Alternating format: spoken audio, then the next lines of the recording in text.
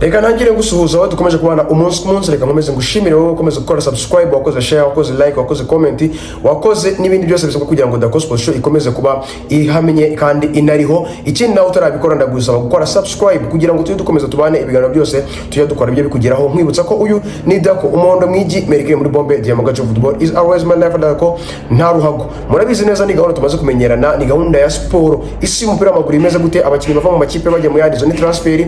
Hari amakuru menshi bari mu mupira w'amaguru. Uyu munsi rero tugiye kuganira ku bijyanye n'umukinnyi Benjamin Sesko kuva mu ikipe ya Leipzig yerekeza mu makipe abiri arimo ahangana cyane, ni danger n'umuriro. Tugiye kuganira kuri Rodri Cascante, umukinnyi w'ikipe ya Manchester City. Birimo biravuga iki kuri Real Madrid.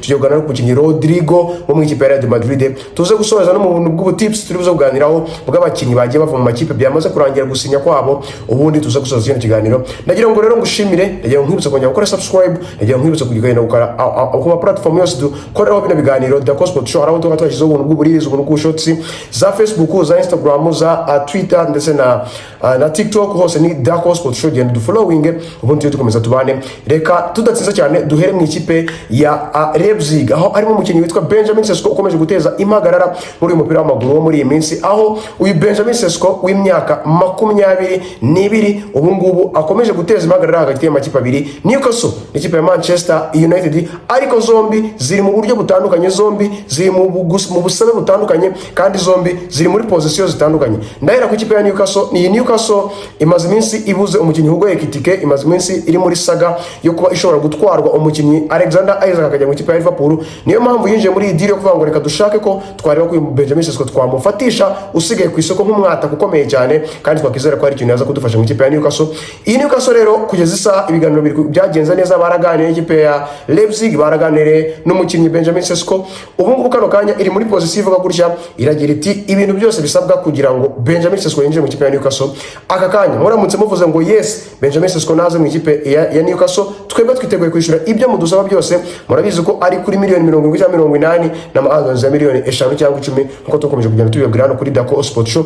Uyu Benjamin Sesko rero n'ikipe ya Newcastle, igisigaye niwe ku giti cyo gisigaje vuga ati mfashe decision, ngiye kwemera kujya mu ikipe ya Newcastle. Newcastle yo ngo yiteguye kwishyura amafaranga yose ashoboka kugira ngo uyu mukinnyi ave mu ikipe ya Leipzig ajye mu ikipe ya Newcastle, dore ko uyu mukinnyi afite contract igeze mu 2029, ariko irimo clause ivuga ko muri iyi sama amakipe yemerewe kumwapproachinga akaba yatanga amabidi agaragara ajyanye n'igiciro bari barashyizeho, yemerewe kuza akaba yamugura akamuhindura ikipe. Nawe ukomeje gupushinga avuga ko ashaka kuva mu ikipe ya Leipzig akajya mu ikipe iyindi ayabonamo umwanya, cyangwa se yamuzamurira profile ye, cyangwa se yamuzamurira CV mu mupira w'amaguru. Tuyerekeye ku rundi ruhande rw'ikipe ya Manchester United. Manchester United ni ikipe iri imaze iminsi itari kwizera umukinnyi Joshua Zirkzee ndetse na Rasmus Hojlund. Ntabwo ari abatakibona ko yari layingaho mu mwaka utaha w'imikino, ariko yinjije abakinnyi nka Matthias Cunha, yinjiza Bryan Mbeumo ku ikipe ya Brentford, Matthias Cunha ku ikipe ya Wolverhampton, yinjije Patrick Dorgu ku Butaliyani, muri amakipe mu Butaliyani.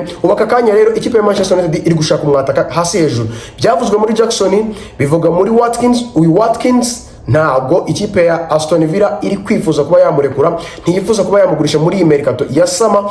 Ubu ngubu rero ikigezweho nuko Manchester United iri gutekereza ikavuga ati ese twagura umwataka w'akazoza, umwataka ukiri mutoya wa big talent, ufite tara nini cyane, akaza kuba yadufasha mu mwaka utaha w'imikino tukazana mukomeza mu myaka iri imbere, cyangwa tuze kugura umukinnyi ufite experience, umukinnyi usanzwe umenyereye shampiyona y'Ubwongereza, rero twakinjizamo noneho adutangirize projet ikipe ya Manchester United kwigarura ku ruhando mpuzamahanga, tuzabona kugura umwataka w'akazoza ndetse umwataka ufite impano wa danger, ku buryo ibingibi bitagomba kuba byafata umwanya munini cyane. Kugeza isaha rero Manchester United niyo ifite gufata icyemezo cyo kuvuga ngo turagura Benjamin Sesko cyangwa turagura Watkins, dore ko aka kanya imaze kuganira n'abantu bo muri Leipzig ibabwira ko uyu mukinnyi yabimwifuza, kandi bayibwira n'ibyo bifuza kugira ngo uyu mukinnyi bajye mu biganiro barebe igisabwa. Niba Benjamin Sesko yabasha kwinjira mu ikipe ya Manchester United, ikitegura kuba yamuha umushahara yifuza, ikitegura kumugura ayo mafaranga yifuza.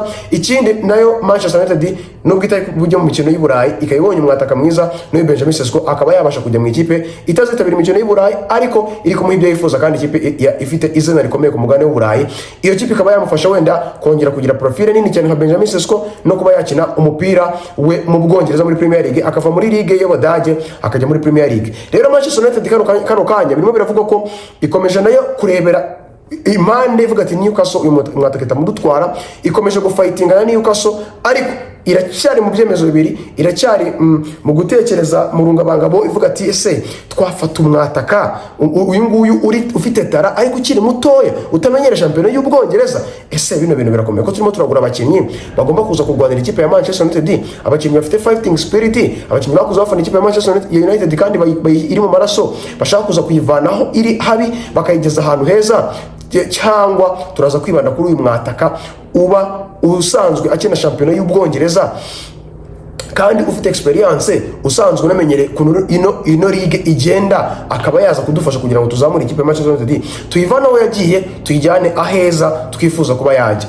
Iki kibazo rero kiri ahangaha kuri Benjamin Sesko ku mugani w'Uburayi, ubaka kanya niwe utegerejwe gutekereza akavuga ati njyewe bitewe nuko ndi kwifuza kubaka CV yanjye, bitewe nuko ndi kwifuza kubaka Benjamin Sesko nkanjye, ngomba kuganira n'ababyeyi banjye, nkaganira n'aba agent banjye, nkaganira na Leipzig ndetse n'abari biri inyuma byose iyi transferi, nkareba ikipe nakinjiramo nkababwira umwanzuro nafashe ko najya hagati ya Manchester United na Newcastle. Iyi rero ni urugamba rukomeje gukomera cyane, rukomeje kuba hano mu mupira w'amaguru hagati y'ikipe ya Manchester United n'ikipe ya Newcastle ku mukinnyi Benjamin Sesko kuva mu ikipe ya Leipzig. Ese ni uri buza gutsindira uyu mwataka ko aya makipe yombi akeneye umwataka, dore ko Nicolas Jackson yabaye akivugwa mu ikipe ya Manchester United, indura abafana bagahita bayiteza bakavuga bati utubabarire turakwinginze, ntago dushaka ko uduhereza umwataka wananiwe no muri Chelsea bahaye n'umwanya ushoboka akaba byaramunaniye, wowe ukaba ugiye kumudusinyishiriza ngo aze tumurirayigireho kandi dushaka kongera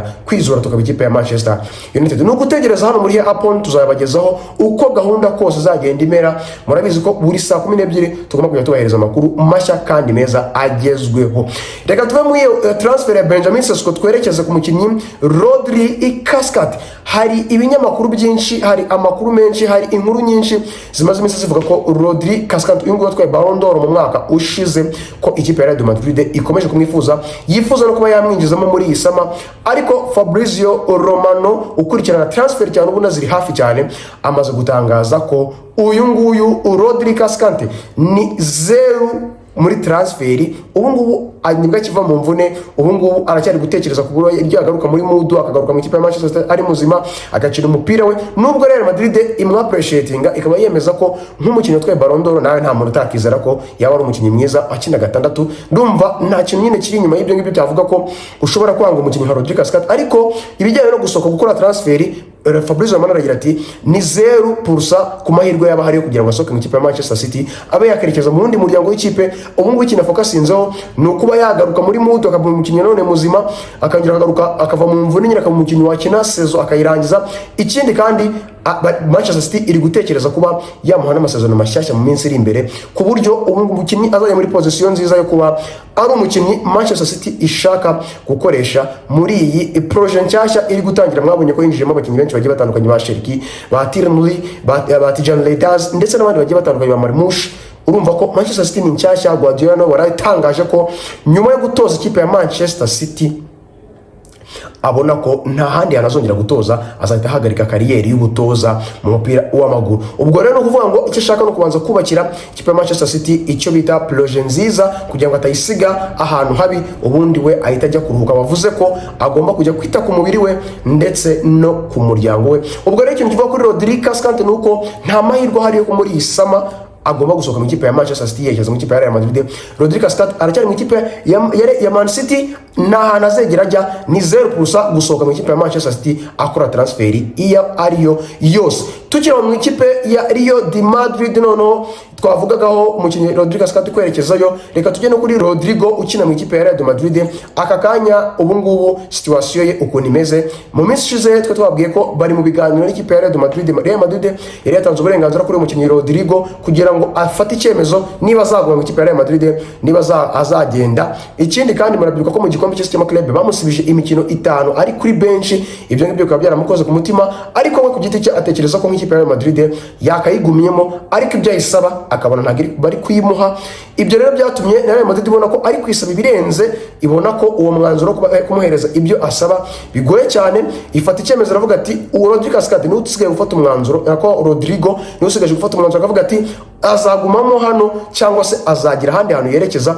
Uyu Rodrigo rero ibintu bye byo kuganira n'ikipe ya Real Madrid babiganira babinonosora birimo birakorwa, ariko umwanzuro kugeza kano kanya ntago biramenyekana ngo ese Rodrigo azasohoka mu ikipe ya Real Madrid agira aho yerekeza. Nta kintu gihari kizima cyavugwa, gusa amahirwe menshi hari nuko ibiganiro ko birimo biravuga inyuma hari mu binyamakuru biri harabyara Amazia, birimo biravuga ko uyu mukinnyi Rodrigo we ku giti cye yifuza kuba yaguma mu ikipe ya Real Madrid, na Xabi Alonso aramwifuza, ariko technically ibijyanye n'ibyo asaba Real n'ibyo Real iri kumuha niho harimo ikibazo, bigomba kunonosorwa noneho hakamenywa impamvu cyangwa hakamenywa inkuru y'uko bitewe n'ibyo yabonye byavuye mu biganiro agomba kuguma mu ikipe ya Real Madrid, cyangwa se akaba yasohoka akajya mu ikipe ziri kumushaka, harimo ikipe ya Arsenal ndetse n'ikipe ya Liverpool. Kugeza isaha rero uyu Rodrigo ufite imyaka 24 niwe usigaje gufata umwanzuro, ese azaguma mu ikipe ya Real Madrid cyangwa azasohoka yerekeza mu ikipe zimushaka. Aya makipe ari kumushaka cyane harimo n'amakipe yo mu Barabu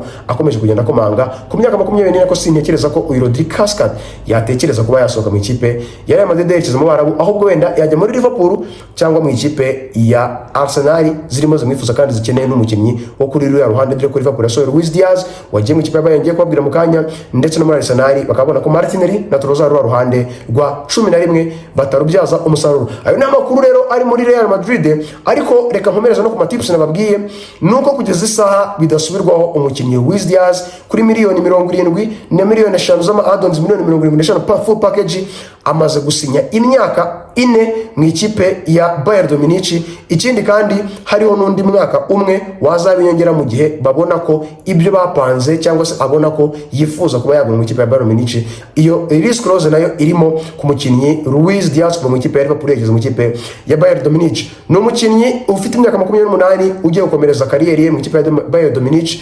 Nta kabuza rero uyu Luis Diaz umwaka utaha muramubona mu mwambaro wa Bayern Munich. Uwo bita Joao Felix ubu nawe amaze gusinya imyaka 2 asanze Cristiano Ronaldo hariya mu Barabu mu ikipe ya El Nassr, aho yasinye kuri miliyoni 30 harimo n'ama add-ons mu ikipe ya Chelsea. Ubu rero Joao Felix agiye gukina muri shampiyona y'Abarabu muri Saudi Arabia Pro, ahasanze mugenzi we Cristiano Ronaldo bakina mu ikipe y'igihugu ya Portugal. Ubaka kanya no kuvuga ngo umukinnyi Joao Felix amaze gusinyira ikipe ya El Nassr imyaka 2 ndetse kuri miliyoni 30 mu ikipe ya El Nassr. Ndabashimiye cyane, ndagiye mubwire ko umunsi w'ejo tuzaganira ku mukinnyi wo bita Donnarumma nakomeje kugorana cyane mu gusinya contract nshasha mu ikipe ya Paris Saint-Germain iyasanganywe izarangiye 29. Nzababwira story irambuye neza, babwira ukuntu aho situation igeze, dore ko harimo amakipe nka Bayern Munich, Manchester United, ikipe nka Chelsea, ikipe ndetse nka Man City zose zirimo zirifuza. Ese ni dufite amahirwe menshi cyane. Ndabashimiye cyane, ndagira ngo mbibutse ko uyu ni Dako, umuntu mwigime kuri muri Gomez Democratic Football is always my life, na Dako na Ruhago. Ndagusaba gukora subscribe, ndagusaba gukora share, ndagusaba gukora comment ndetse na likes kugira ngo tujye dukomeza tubane. Ikindi kandi Imana ikomeze kukurinda, Imana ikomeze kuguha umugisha wo gukomeza kubana natwe. Sawa sawa, bye bye.